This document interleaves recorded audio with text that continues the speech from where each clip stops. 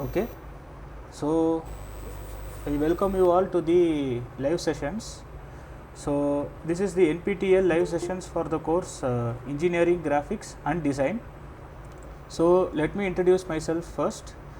My name is Vikram Balaji. So I am a research scholar from the Department of Mechanical Engineering at the Indian Institute of Technology, Madras. So as you might all might know, the course instructors for this course are Professor Sunil Kale and Professor Naresh Datla from the Indian Institute of Technology, Delhi. So we will go into this session. So this is the first session. So first we will see what are the details of the live sessions. Okay. So first of all, there are totally 12 live sessions in total, spanning 12 weeks. So this lecture is a 12-week lecture, as you all might know. So I think there is some issue in the audio. So Sumit, can you please mute your thing?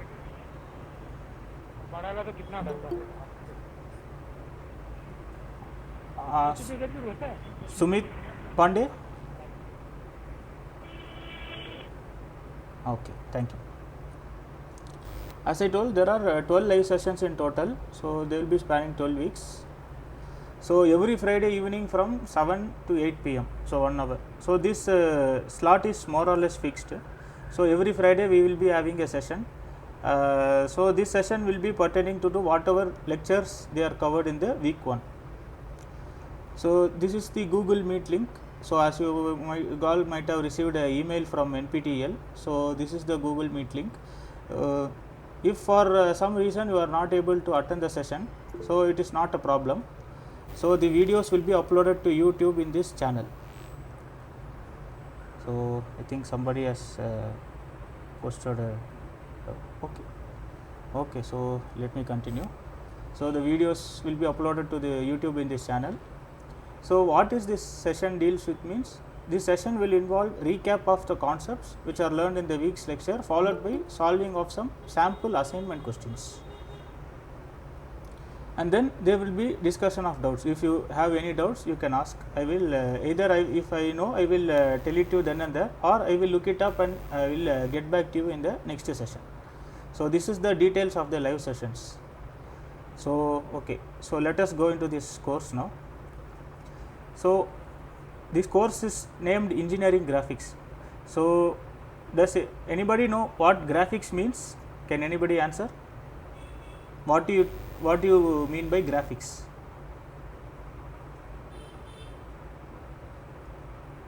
So if you guys want to answer, you can open your microphone and you can tell the answer. Otherwise you can type it in the message board also. So that is also not a problem. So if you guys, you can see the screen, in there is a bottom, there is a window called chat with everyone. So suppose if I write a message like this, good evening, so it comes in the chat box. So like that you can also type your answer, or you can directly open your microphone and you can answer the question. So coming back to this, so does anybody know what is graphics? So what do you think graphics means?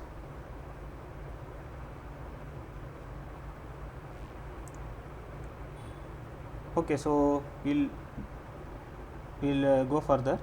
So actually the word graphic originates from the Latin word graphicus or the Greek word graphikos, which means belonging to the painting or drawing. So this is the origin of the word graphics. So the real definition is, a graphic is a image or a visual representation of any sorts on some surface, such as wall, canvas, screen, paper or stone, etc., which is meant to inform, illustrate or entertain. So it can be anything, any image or visual representation, we can call it as a graphics.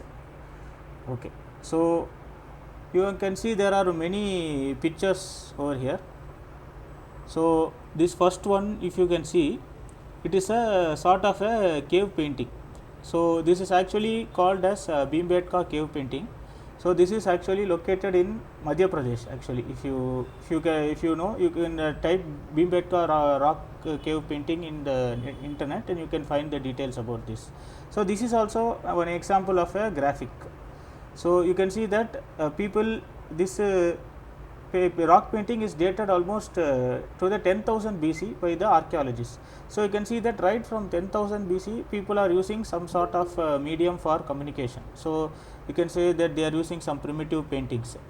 So second picture, if you see, it is nothing but this is called as a Egyptian hieroglyphic. So what you can say is that, so in olden times, in the ancient Egypt, so people used to communicate in with this type of hieroglyphic. This is called picture. So this picture has some meaning. It is meant to illustrate some kind of a story. So this third picture, as you all might know, this is a bull seal from the Indus Valley civilization. So this has the picture of a bull, and you can see there is some script is also involved over here. So this is one type of graphic which ancient Indians used to communicate with each other. So this fourth picture you can see here, it is some sort of a manuscript which is around 1000 years old. You can see some text is printed on the manuscript. So this is also one type of graphic. The fifth picture, if you come, it is called as the water cycle. So you might have learnt in the primary school. So for example, there is a source of water, for example there is a river or a sea or there is a pond. So due to the temperature from this due to the this thing sun, so water gets evaporated and the water vapor rises up in the air. So when the water vapor reaches the atmosphere, it starts to condense into the clouds. These clouds in turn interact with each other and precipitate to give the rain, and this rainwater is again collected into the water body. So this is a water cycle. This is also one type of a graphic, you can say. So this is sixth picture is a painting of a temple. This is you might know, it's a Jagannath temple from the Puri in Orissa. So this is a painting. So even painting is also one type of a graphic. So seventh picture, if you see, it is the political map of our country. So the art of representing map is known as cartography. So cartography is also one type of a graphic, you can say. So this eighth picture you all might know, it is the famous character of Tom from the Tom and Jerry cartoon. So this picture, if you see, it is it represents some sort of rocket launch. The photo has been taken of a rocket launch. So this is also one type of a graphic. So this 10th picture, if you see, it is some kind of a drawing with some pencil shading. This drawing they usually call it as a still life, they will say. So you have some jar and a mug, some fruit is placed inside, then there is a basket in which there is a fruit is placed. So this is another type of a graphic. So this next picture, you can see that it is some sort of a pie chart. So this pie chart gives some information about the percentage of the world crude steel production as of the year 2018. So this is also one type of a graphic. So you call it as a chart, pie chart, you can say. So the next one is the curve of a polynomial. So this is also one type of a graphic only. The last picture, you can say, it is some sort of a technical drawing. Does anybody know what is the component which is represented here in this technical drawing? Can anybody say?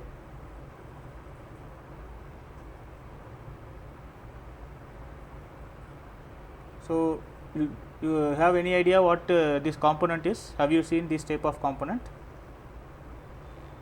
Flange coupling. Yes, correct. So this is a flange coupling. So you can say flange couplings are generally used to couple, they used to connect two different entities. So for example, if you see in the piping, so you will have a lot of flange coupling, so which connects one pipe to another. Also if you observe in our railways, so you have different bogies. So two different bogies are also there. If you see in the center, there also some kind of a coupling is used, but it will not be like this, but it will be slightly different. So all these examples you can see from painting, from seal, from manuscript, from map, from some illustration, from graph, some drawing, everything you can say it is a part of a graphics only. So coming to next. So as you seen previously, the term graphic include a wide collection of images ranging from photograph, drawing, line art, mathematical graph, line graph, charts, diagrams, typography, number, symbols, geometric design, map, technical drawing. So many things are there. So this engineering drawing is a narrow subset under the broad umbrella of graphics. So some people might have this misconception that graphics means it is related to the computer graphics or the video games generally. So any visual representation is known as a graphic, and engineering drawing is a small subset under the graphics. So if you ask what is the definition of engineering drawing, you can say that engineering drawing is a type of technical drawing that is used to convey information and fully and clearly define the requirements for the engineer items. The engineering item could be anything. It could be a civil engineering item. If it is a civil engineering item, you can say it is a steel structure, something like that, or you can say it's a drawing of a beam. If you go to mechanical, as we saw earlier, there is a flange coupling, or you can say you want to draw some bearings, or you want to draw the gears, you can say. So if you go to electrical, you can say you want to draw a circuit diagram, or if in electronics you can draw the diagram of a printed circuit board like a PCB. So many different engineering domains are there. So every engineering domain they use one kind of a drawing to communicate with each other. So it is a technical drawing. So that is the engineering drawing. So okay. So going to the next one, you see that there are two pictures in this slide. So both are considered as graphics only, but only one of them is a engineering drawing. So can you say which is the engineering drawing? Is the left side or right side? Right side. Can anybody tell? It's very simple. Right side. Right side. Okay. So we know that right side is an engineering drawing, but left side is not an engineering drawing. So this leads us to the next question. So what are the characteristics of an engineering drawing? So well, first of all, it should be clear, neat and easy to understand. That is first very important thing. So every engineering drawing you make, it should be clear, neat and easy to understand. And second, one of the most important part is it should be governed by a set of drawing standards.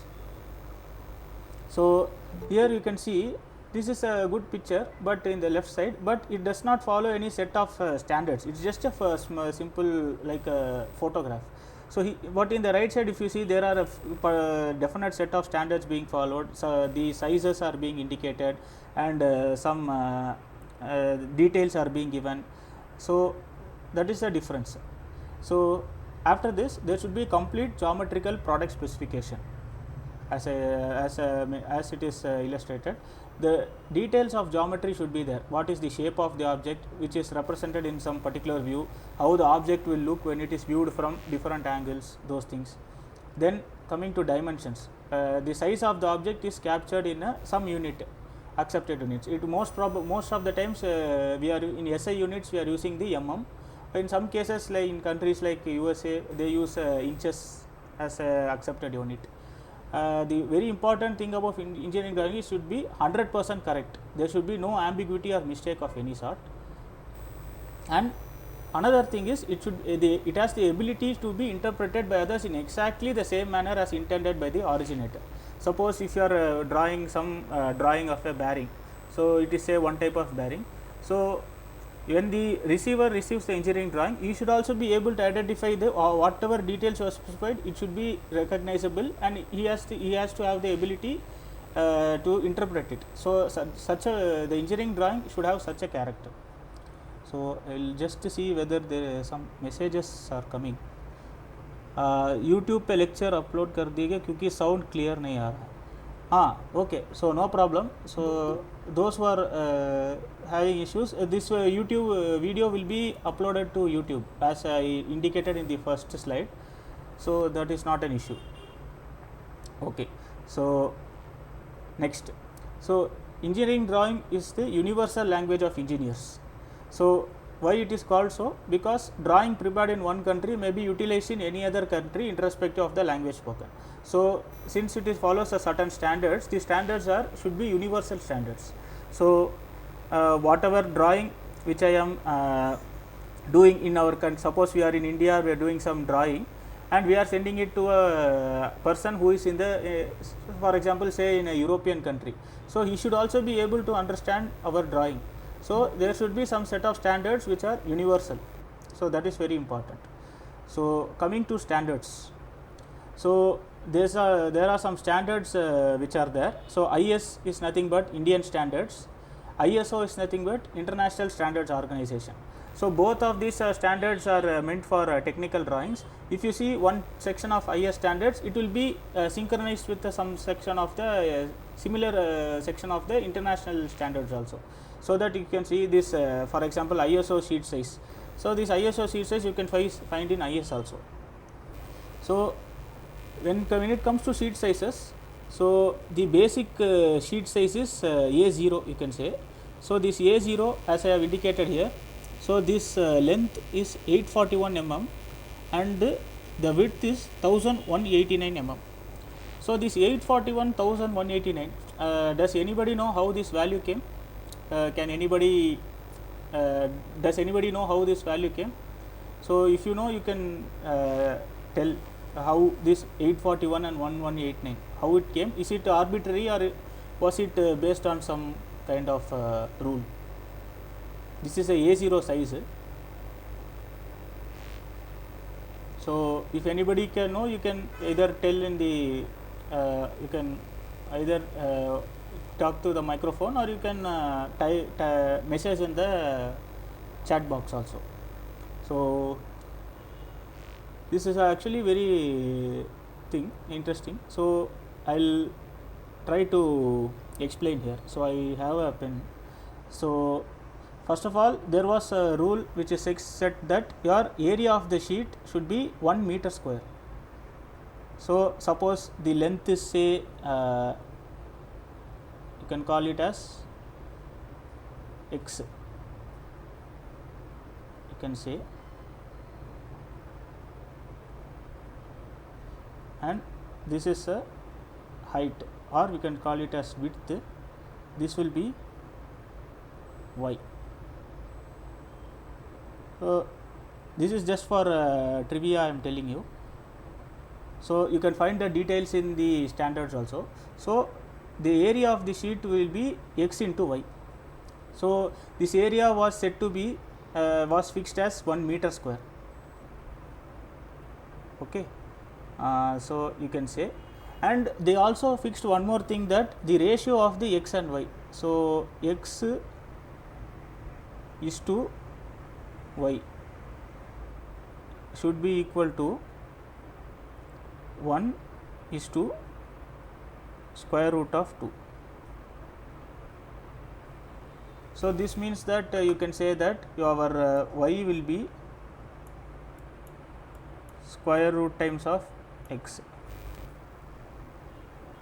So this is for fixing the A0 size. They thought of doing like this. So you can say that y is to root 2 into x. So till here you guys would have I hope there is no doubt. So if you substitute y is equal to square root into x, you will get that square root 2 into x square is equal to 1. So from this you will get the value x is equal to 1 divided by root 2 the whole power of half. Okay. So I hope everybody understood till this step. So can anybody calculate what is this value? You are getting it? If you have a calculator, you can 1 by root 2 you calculate, and you can take the square root of that value. So can anybody try what is the value? I will also try it out.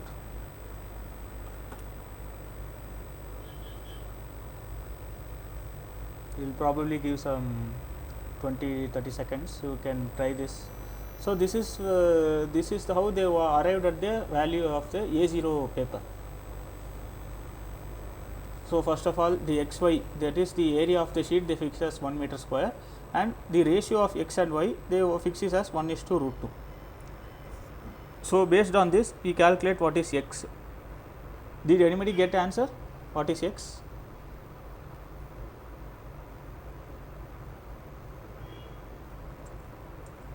0.840.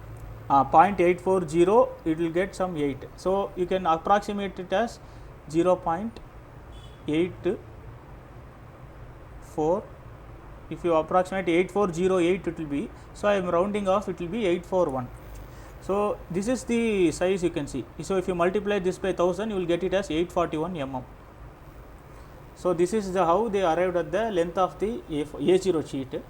So if you substitute y, you will get automatically, you will get this value 1.189 you will get. So that you will see it is the width of the A0 sheet. So this is how they are arrived at the value. So from A0 how to get to A1 means, so you have this entire sheet is A0. So if you fold it along the width like this, if you fold it, so for example, so if you cut this into half, you will get what it is A1. So from the remaining portion again, if you cut that thing by half once again, but this time along the length direction, so you will get what is the A2.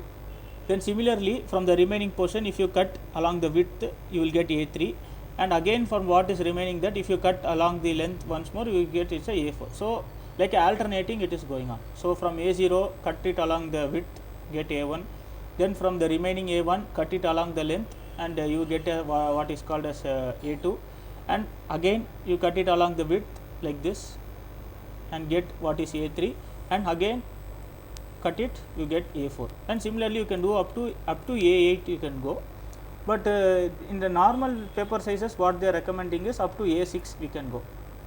So similar to A series, there is another series called B series. So B series is slightly different. So if you see here the total length will be 1000, the total length is 1000 and the total width will be 1414, which is means that the ratio is still √2, but here instead of 841 mm, this is 1000 mm. So that is what the only difference. And again similarly the way of getting B1 from B0, then B2 from B1, everything is again the same. So this is the paper as far as the sheet size standards is concerned. So I will tell one more website.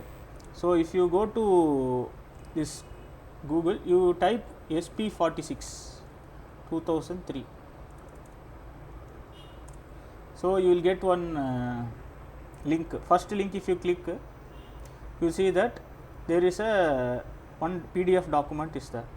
So this is called as Engineering Drawing Practice for Schools and Colleges. So this SP46 is nothing but one of the standard which has consolidated many standards. For example, there are many sheet standards, and we will see one more now. So this is a standard for scaling. So these for sheet there is a standard mentioned, and for the scaling you can see there is a standard. So all these things you can get it over here. So this one document has many standards within it. If you go to see the content section, so first section is the content size and the layout, second section is the item references, third section how to plan assembly drawing, then if you say there is a section on lines, lettering, so many things are there. So that is a very good document. You can just go to Google and type SP46 2003, you will get that document, first link. So next we are coming to scaling. So we know there are three type of scales. The full scale means a scale with a ratio of 1:1. So whatever is the real time measurement of an object. Suppose you are saying an object is say 20 mm in length and 10 mm in width. So you can say that if you are drawing exactly 20 into 10 into the sheet, it is a full scale with 1:1. So I think some message again has come. Book online मिल जाएगा. Yes, you can get it. So that is why I have posted this. So once again I will tell you, you can just type SP46 2003. First link is this PDF only. So if you click this, you get it. So it is not an issue. So very simple. So next is reduction scale. So reduction scale is ratio is smaller than 1:1. So 1:20 for example. Suppose you have a object which is very big. Suppose it is 2000 mm in size, but you want to draw it in A4 sheet. So you cannot. It is not possible to do. So what you do is you take a scale, say 1:20, and that 1:20 means, so I am having say 1:20. My length is 2000 for example. So and breadth is say 1000.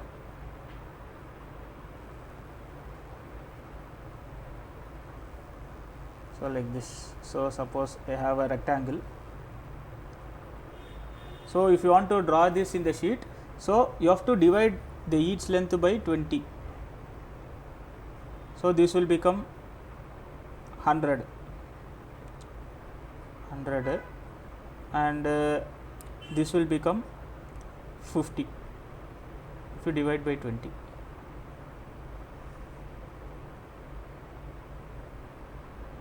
Okay. So now you have to draw a square rectangle with a length of 100 mm and breadth of 50 mm. So this 100 mm and 50 mm, it is easily you can draw it. So 100 mm is nothing but 10 centimeter and this is 5 centimeter. This you can easily represent in a A4 sheet. So that's why this reduction scale is important. But there is one this thing. Suppose you want to indicate this size in the sheet. So can anybody say what should we indicate? Should we indicate here the 100 or should we indicate 2000 when you are drawing in the sheet? 100. Okay. So this length is 100 mm only, but while you are writing over here, will you write 100 or 2000? So that is the question. So is it 100 or is it 2000? Can you answer? No, 2000. Okay. So here you will be 2000. So one important point is that whatever is the reduced length you are representing in the sheet, while marking it you have to mark it in the original length only. That is so important. So you can see here, point to note, the size to be indicated in the drawing is always the actual values and not the reduced or enlarged values. So while drawing you have to measure 100 mm only and you should draw, but while you are indicating that size you should indicate it as 2000. That is very important in as far as engineering drawing is concerned. So reduction scale. Next you have the enlargement scale. So 20 instead of 1:20 you have 20:1. Suppose you have very small screw which is say some 5 mm in size. So it is very difficult and it has some threads and all. So it is very difficult to draw that in a 1:1 full scale. So we say we enlarge it, and you can say that instead of 5 mm you are now enlarging it by 10. You can say you can draw as a 50 mm. So now you can be able to represent the threads properly. So for the better detail you have to go for enlargement. So these are the tables of the recommended scales which the IS standards are recommending. So you can say that you can start with 2:1, and then if that is not enough you can go for 5:1. Then this again, then in multiples of 10 you have to go. So 1:1 then becomes 10:1, 2:1 becomes 20:1, 5:1 becomes 50:1. Similarly for the reduction scale also. So you can see here 1:2, 1:5 and 1:10 are there. Then if 1:10 is also not enough, you can go for 1:20, then 1:50, then 1:100. So these are the scales. Only in exceptional cases you should go for some intermediate, say 1:25. Generally 1:25 is not recommended, because you have to go only in the multiples of 10. That is what the standards are recommending. So after 1:10, 1:20, after 1:20 you have to go for, consider the 1:50. So like that up to 10,000 you can go in normal engineering drawing applications. But if it is a very big thing you are drawing, like for example a layout of a thermal power plant or something like that, so that will be in, it will go in terms of kilometers. So in that time you can, maybe the existing 1:10,000 is not enough, you can go more than that in that case. Okay, so this is the scales are concerned. Similarly, you can see there are some standards for lettering and there are standards for line types also. So I will not go much into it now, but if you want, you can refer it in the standards which I have mentioned here, or otherwise you can go to the SP46 standards. So if I go to the content, this you can access later for getting some more knowledge. So you can see there are, for section 7 is deals with the lettering, section 6 deals with the lines.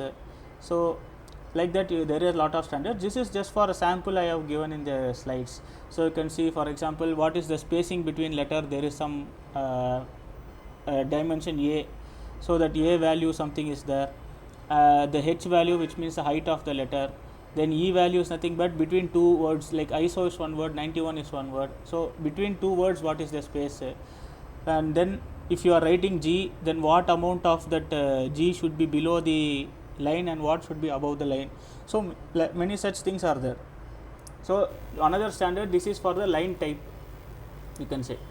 So here you can see what are the different types of lines which are available in engineering drawing.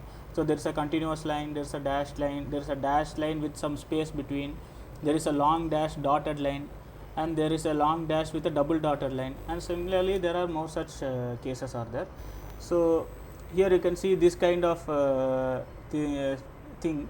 This you can mostly use for indicating the scale in the drawing. For example, even if you have seen in some map also, some kind of like this figure they give, and above that they indicate map is not to scale, they will put some 1:2 something. So for that they give like this. So coming to next, this is the what type of line. Previously we saw what are the different types of line is there, and next they are saying for each line what are the applications which are there. So if you are drawing a continuous narrow line, so for example for lines of intersection, dimension line, extension line, hatching lines, these lines we will see in the subsequent sessions when we are doing some drawings and all. That time we can see what are all these lines, how these lines will come. So if you see continuous wide line is there, for visible edges, visible outlines, you can use this kind of line, and for hidden edges you have to use a dashed line. For center lines and lines of symmetry, you have this long line with dot, long line dot, like that. Then there are many such cases are there. So this is the type of lines. So we will see this much more detail in the later sessions. So what are all the steps in creating a engineering drawing? So first and one of the most important step, you have to first visualize an object or an idea or an innovation as a picture. So you are having, say for example, a kind of a pyramidal structure. So you have to able to visualize the pyramid in the mind first of all. It could be any object. Suppose if that object is not at all there in the market, so you want to create a new thing, you have to be creative and you have to see what shape you can give it, whether it's a simple shape or a complex shape. So those kind of things you have to able to visualize. Second thing, whatever you have visualized, you have to be able to express it in the form of a sketch. That is the second point. The third point is you have to add some size related information. So then comes the scale, then comes those things. Then you have to represent the sketch as a professional drawing by modifying it with respect to certain conventions and certain standards. The standards we just saw, what are all the standards used for the lettering, for the line types, for the scales and all. So similarly there are many such standards. We will look into those standards as and when we go into others in the subsequent sessions, when we go into the drawings and all. So this is just for the basics I am telling. So in engineering drawing, we do not go into details of texture and color. So all drawings are default in black and white only. So maybe in some drawings we will indicate, so this is maybe some note we will give, like it is yellow in color or like that, but other than that we do not color it in the drawing. So that is not followed. And similarly texture also, for it can be for example, you have the tiles in our apartments. So the tiles, they will have some particular design and all. So that kind of design and all we are not show it in the engineering drawing. Maybe we can indicate it. So typical, we will note some typical note and we'll say some tiles follow this convention like that. That's all. So the texture and color are usually not indicated in any engineering drawing. Every drawing is in black and white only. So a typical engineering drawing is used for many years or decades, spanning across generations of engineers. For example, suppose in the early some 10-20 years back, somebody say designed in some aerospace company some wing of an aircraft, and there is some drawing available with him. So that person who designed it, he may not work in the same company after 10 years or something. So some new persons will come, they will look at the drawings, or if they want to add some improvements or some modifications to that drawing, they have to be able to do that. So any drawing which you make it should be long lasting. That is very important. So these are the some of the steps in creating an engineering drawing. So as I said, the first and most important step in engineering drawing is the ability to visualize. So this is very important. So coming to visualization, so if you have seen the lectures of the first week, it is mainly based on the visualization. So what is this visualization? If you ask, it is nothing but the ability to observe or conceive an object and make graphical representation in the form of a sketch. So you have to be able to observe an object, and you have to be able to roughly sketch it. That is the visualization. So any engineering domain, if you take, visualization is very integral. For example, in mechanical it is very important. Even in electrical, suppose you have the rough idea of some circuit in mind. So you know where the switches should be there, where the resistors should be, where the other component should be, the source, battery source. So you have some rough idea about a circuit in mind. So you have to be able to sketch it in a rough sheet. So that is visualization in electrical domain. Similarly, you have even in non-engineering domains. You suppose you want to design a biomedical, some kind of a tool. So some implant you want to design, means for that also there are many softwares today which you can use for the design. But in the old days, they used to have the rough idea. They used to sketch it in the paper, and then they used to further modify it and make it into a proper drawing before giving it to the vendor who will be able to manufacture. So those things are there. So an object can be visualized by looking at it from multiple directions to generate different number of views. So for example, I have this mouse with me.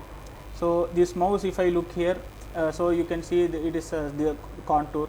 So if I look at this way, you will get the detail of this knob, the two pads.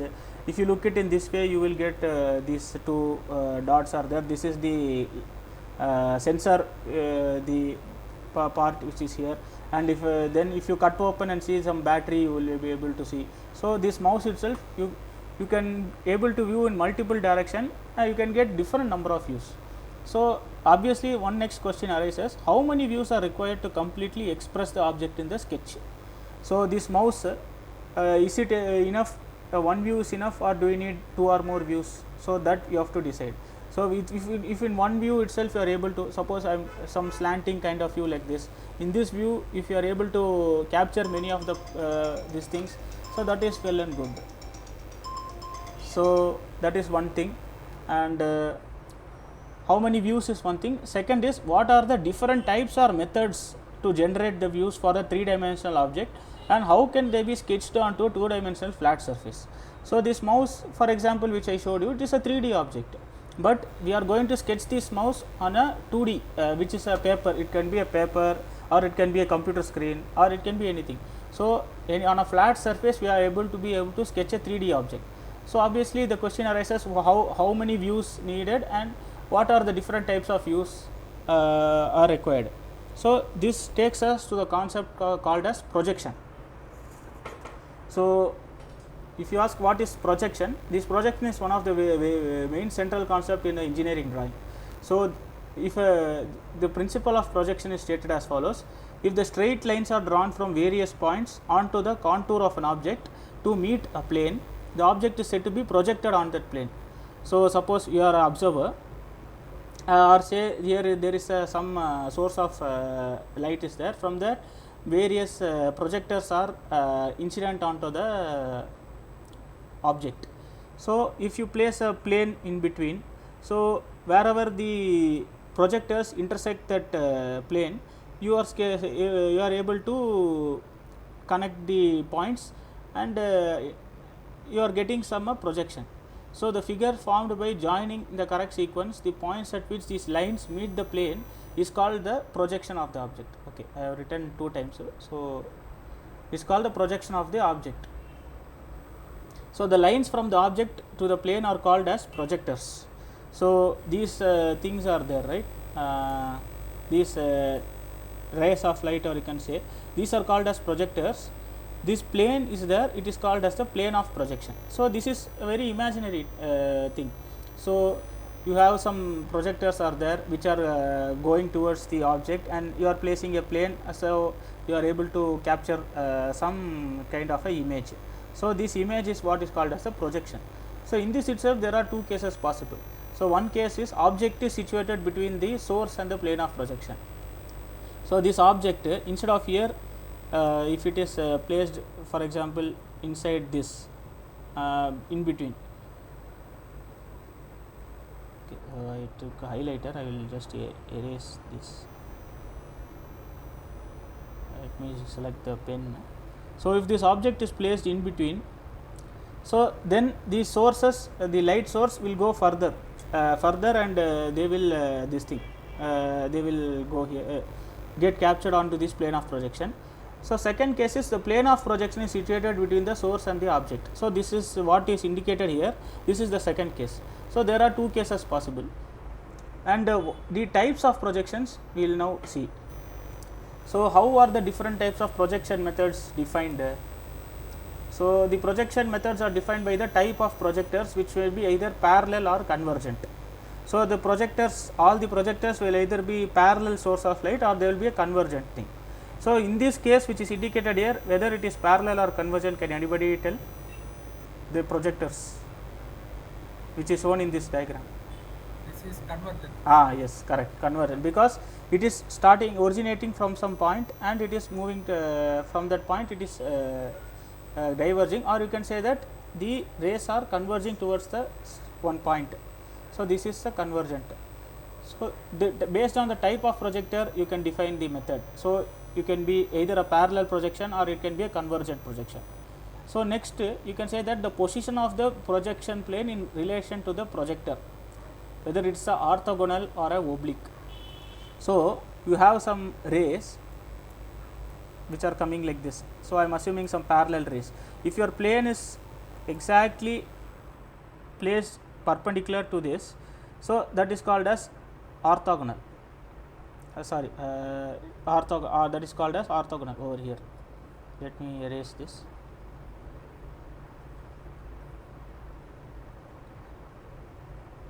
But if this plane is not like this, and suppose if you see in the top, if you see from the top, your plane is somewhat like this. So this is called as a oblique. So the position of the projection plane in relation to the projectors. So if this is your projector, if this is your plane of projection, and your projection rays are coming, and it is perfectly orthogonal, then it is called as the orthogonal. If it is some kind of like this, if the projection plane is not perpendicular, or it is inclined in some angle to the projectors, then it is called as a oblique. So that is one way of another method of classification. And the object if you take, so here the object seems to be parallel to the plane of projection, but in some cases the object itself is rotated, but the plane of projection is parallel. So that is one type of projection method classification. Based on all these factors, you can say there are totally 4 main classes or types of projection. So first is the orthographic projection, second is the axonometric projection, third is the oblique projection, fourth is the central or the perspective projection. So in this table you can see, first of all, whether the projection center, it is a parallel or convergent. So based on that, one classification is there. Then next, if you go here, the position of the projection plane, if the plane is orthogonal or oblique, based on that you have two classification, one is orthogonal, another is oblique. And then you have the main feature of the object in relation to the projection plane. So in this example you can see the object is parallel to the plane of projection, but the projectors are convergent. So you can say like that. So that is one thing. So that is one kind of this thing. So if you see in this table, if you have parallel projectors and then you have the orthogonal like that, then you can say that this is a orthographic projection. So like that. Then if your project position of the projection plane is orthogonal, but the object is not this thing, it is oblique, then this goes into the axonometric. So like that you have. So based on this thing you can say totally there are 4. So in this actually I will split this into 2. If you say here the according to SP46 standard they show it is a 3 classification, but you can do one more sub classification by splitting this. So this will become axonometric. For example, this will become axonometric and this will become oblique if I want to further classify. So total you have 4. So orthogonal which is orthographic, then axonometric, then oblique, then central. So 4 classifications you can see. So we will look into each projection method in detail in the subsequent sessions.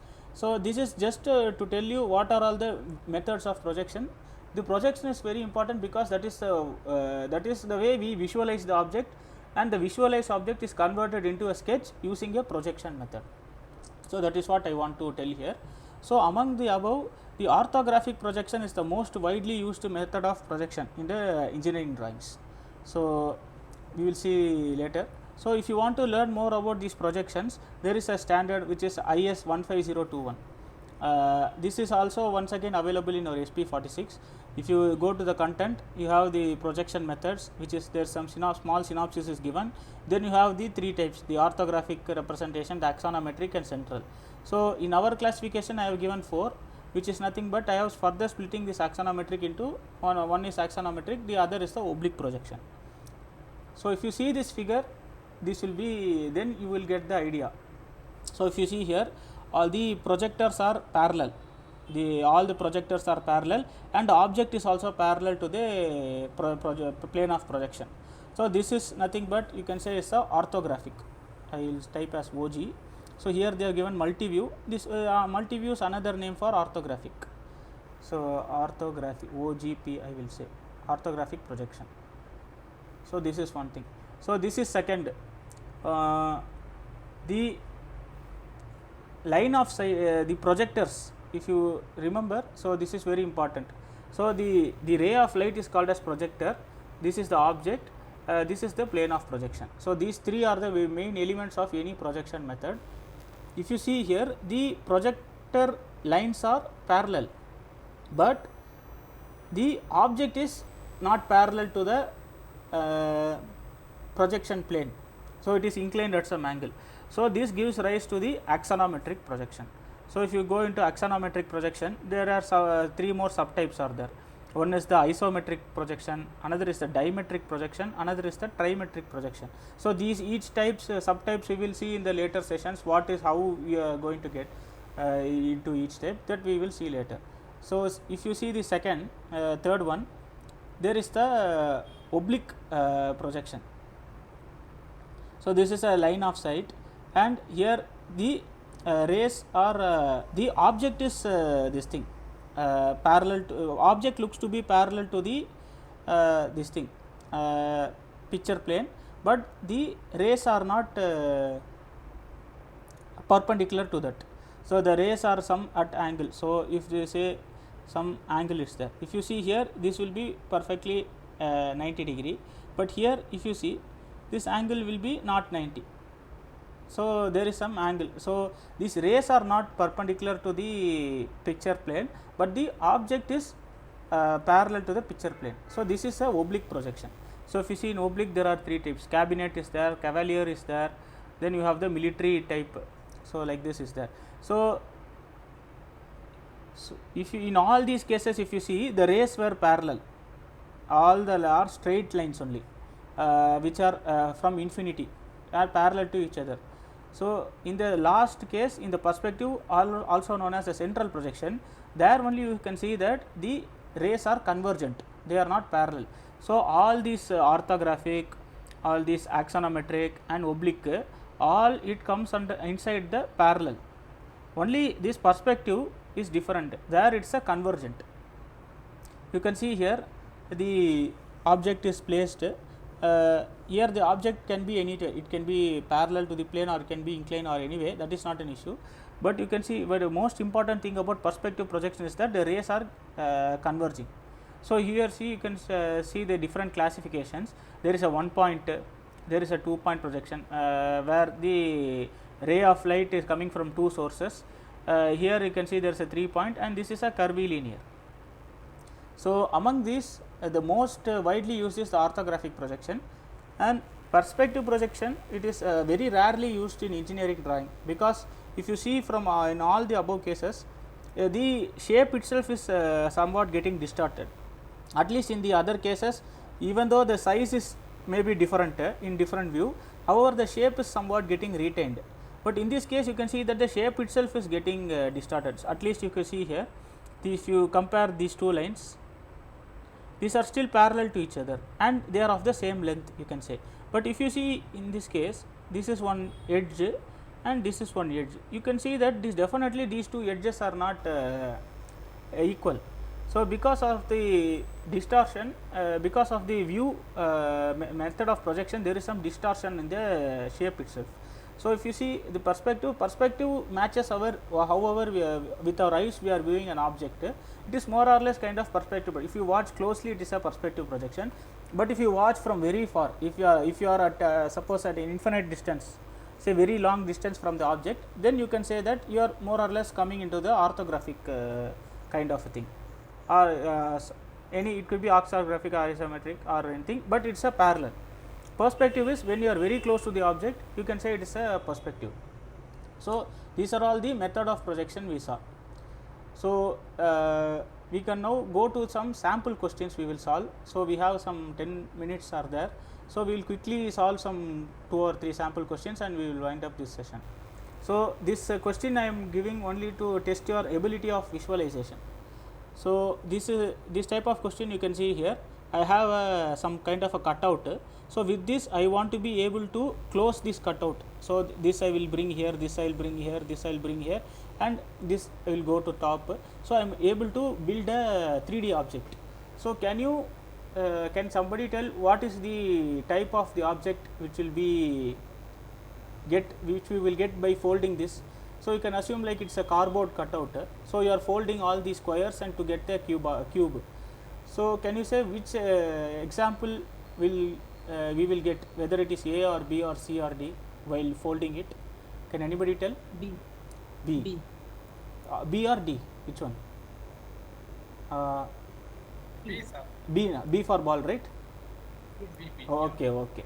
So how you are able to say this is because, so certainly we can rule out D, because if this square goes to the top, so it should be color. Here there is no color in the top, so this is ruled out. That is one thing. So if you see here, except the top there is no other color, but we know that the two sides are also colored, so this is also you can rule out. So option between A, B, here you say that the top is colored, this side is colored, and this front is also they are coloring. So this will come in the front, if isn't it? This square will come in the front. So here they are showing the front also as colored. So this is also wrong. So B is the correct answer. Okay. So another one question is there. So similarly we are folding this also to get a cuboidal shape, for example. So which among the following do you think will be the correct option?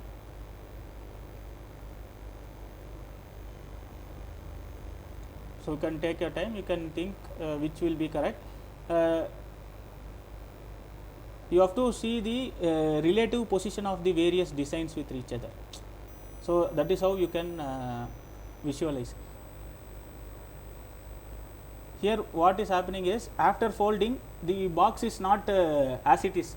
After folding the box is maybe rotated or maybe some different view is presented, but you have to, based on the relative position of the design, you have to identify what is the correct option.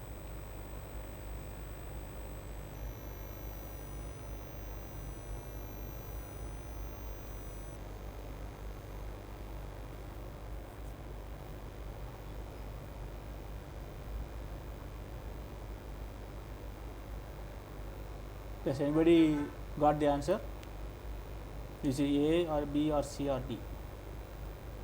So this is also one kind of B, Yes, sir. okay. One option is A. Somebody told B also, no? Okay. Okay. So is there any other? C. Okay. One person has told C. What is anybody else? Do you think is there any other answer, or do you think D could be the choice? Or okay, so we will now see that A. Okay, so two people have put A. So we will see now what is the answer. First of all, when you are folding this and you are folding this, these two rectangular strips, they should be coincident with each other. So if you see, these two rectangular pieces will touch with each other. If you see in option A, these two rectangular pieces are located somewhere, so they are opposite. So A is not possible. So in this object, and D also you can reject it, because they are not touching each other. But if you close this, if you bring it in the left side and this in the back side, if you close it, you will see that these two will be touching each other. So these two you can reject it. And similarly, if you see here also, for example, this dot, you can say this dot will also come close to this rectangle. So here this dot is not close, so you can reject this also. And between C and B, what is the correct? Here you can see these squares are not touching each other, so this also you can reject. So here only the squares are touching each other, the rectangular strips are touching each other, and this triangle is also close to this thing. So you can say that C is the answer. So did everybody follow this, or is there any doubt? Is it okay? C is the answer,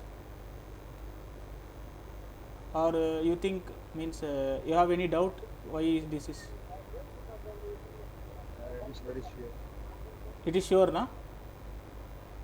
Okay, okay. So C is the answer. Yes. Okay. So let us go to the rotation test. So this object you assume, so it is some kind of a cube is there, and behind the cube some cuboid is attached. So this object is rotated to get this view. So similar rotation if you apply to this object, what is the answer you will get, whether it is A, B, C or D. So can anybody try this?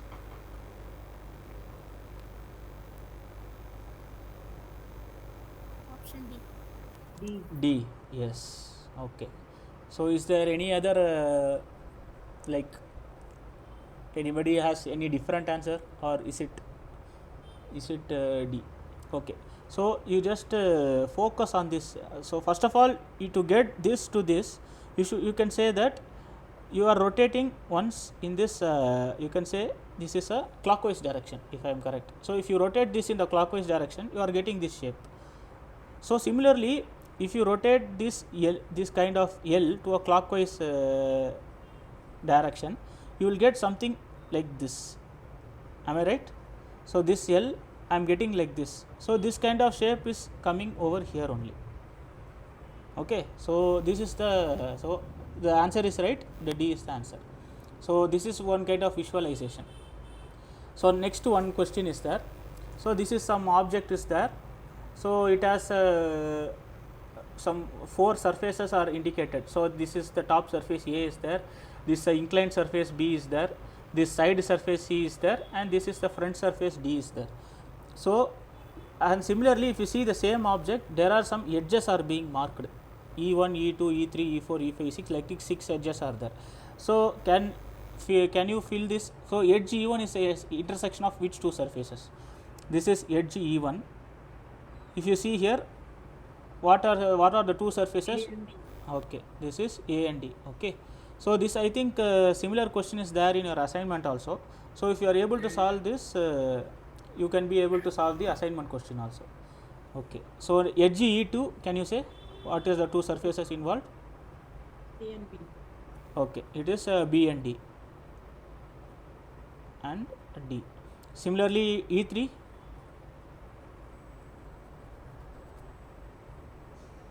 No, not B and D. A and D. Sorry, A and D. You are correct. I will erase it. Yes, this is A and okay. So E2 and this is for E2. A and B, right? Mm, A and B. Edge E3, this one. A and C. A and C. Okay.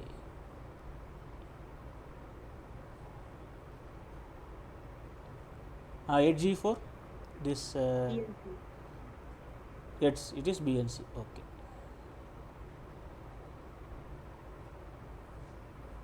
Edge E5, B and D. yes, B and D. Okay.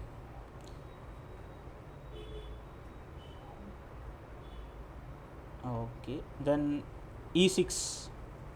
B and See this small this. What's the answer? B and C. Yes. B and C. Are you sure? B and C. So this is B surface. This is C surface. This is the common surface for B and C. But E6 is that this one. C and D. Correct. C and D. Okay.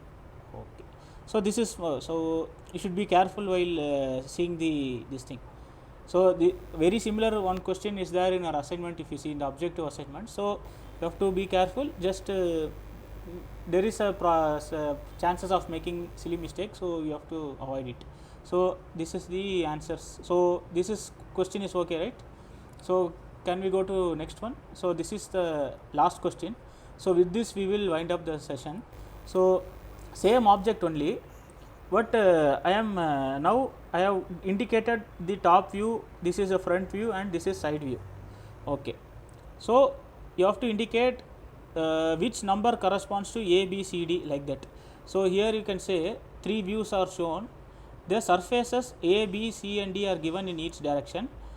Suppose in an indicated view, if the surface is not there, they would have indicated like a edge. So that is the thing. Okay, so let us now take the front view. So in front view there are 5, 6, 7, 8 is there. So 5 is associated with which thing? Is it associated with A or B or C or D? Front view I'm telling. So this is the front view. So number 5 is which one? Associated with the D. D. Okay. So you can say this is number 5. Okay. So number 6, can you say which one? Means you are looking at the front and there is some top edges there. So it is also A. Okay. Correct. Number 7, can somebody say you are looking through front? B, right? Okay. And number 8, one edge is there. If you see, it will be associated with C. So it is nothing but the project this edges projection only will be this one. So this is one type. So here actually I have given the views. In later session, if you see, you have to able to this thing see the view and generate your own view. That is when you are going to see the orthographic projection in the next session. That time you will be able to you can draw the own views or one. So for now you can able to identify. So front is done. So let us now move to top. So number 1, you can see from the top you are viewing, and what is number 1? Can anybody tell? That is associated with D. D. Okay. So this will be number 1. So number 2? A. A. Okay. Okay. Number 3, B. B. So only one is left. 4 it will be associated with C. C. Okay, so like this. So right side view similarly. So number 9, so this is the right side view. You are viewing like in this direction, and that time you are seeing the surfaces. So number 9, can anybody tell what it will be? C. B. C or B? Can anybody confirm? B. B. B, yeah, okay. Uh, 9. I think it will be D. It will be D. Okay, so we have C, B, D. So okay, we will for the moment we will leave 9. We will go to 10. So 10, which is the thing, which is the correct thing? B. B, right? Then is B. 10 is B.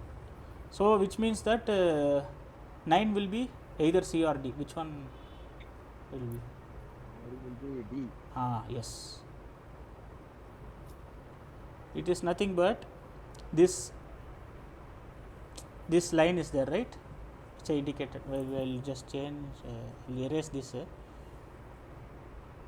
So this line only, if you view it, it will look like a straight line. So that edge only they have indicated over here.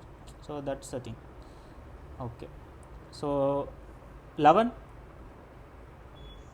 A. A. A. Yes. So it will be this edge. 12. C. Says 12 is C. Okay.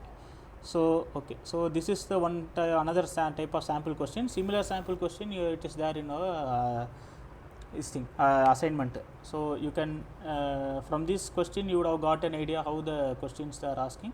You can able to solve it. So with this we will close our session. So if there is any doubt in the any concept which we discussed, you can ask now, or you can if I will upload this video in YouTube also. Whenever you want, you can see the video. You can in the comment box also we can type your doubt. So this is the channel link. So this channel link they will once I upload to YouTube, from the NPTEL you will receive this in email. So either you can note it that time or you can note it now also, not an issue. So any doubts till now, till in whatever question, sample question we discussed, or any concept we discussed? So we have just looked into the visualization and some of the questions related to visualization. So any doubts till now?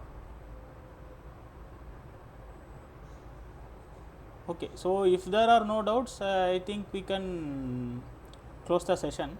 So we will see next week. So next week, whatever the I think the lectures will come up in Monday, I think so. So corresponding to those lectures, we have the live session on next Friday. So there, whatever the lectures they are discussing about that, we will have some small recap, and then we will solve some sample questions like this. So I hope this session was useful. So I will upload this in YouTube. So if there are no doubts, we can wind up. So okay, so thank you guys. Okay, thank you. Thank you, sir. Okay, thank you. Thank you, sir. Yeah, we will meet next week, same time.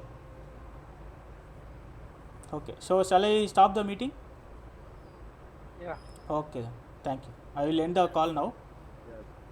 Okay, thank you. Bye everyone. Have a nice weekend. Thank you. Okay.